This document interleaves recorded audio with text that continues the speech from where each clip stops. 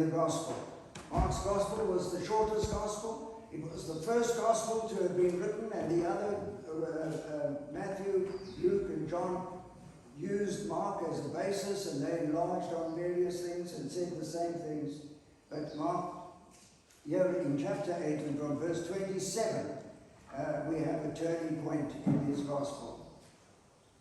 Jesus and his disciples went on to the villages around Caesarea Philippi.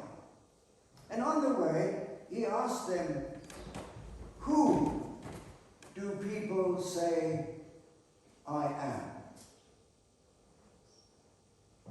They replied, "Well, some say John the Baptist, others say Elijah, and still others one of the prophets." "But what about you?" he asked. "Who do you say I am?" Peter answered, "You are the Christ." And Jesus warned them not to tell anyone about him.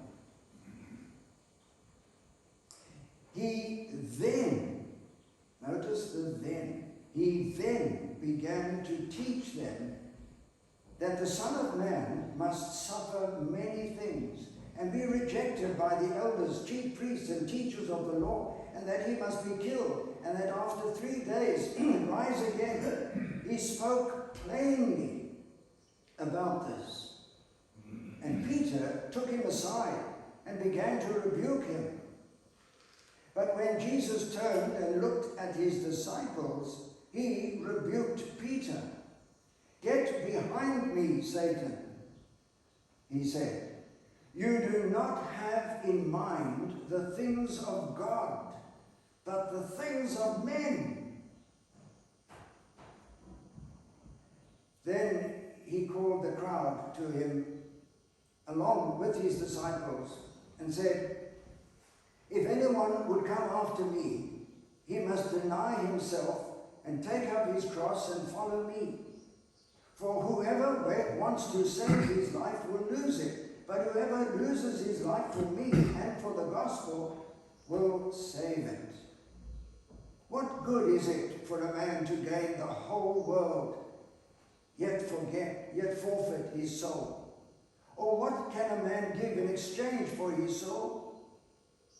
If anyone is ashamed of me and my words in this adulterous and sinful generation, the Son of Man will also be ashamed of him when he comes in his Father's glory with the holy angels." And he said to them, "I tell you the truth." May God bless to our understanding that reading from his word, and to his name be glory and praise. We sing together the hymn number 164.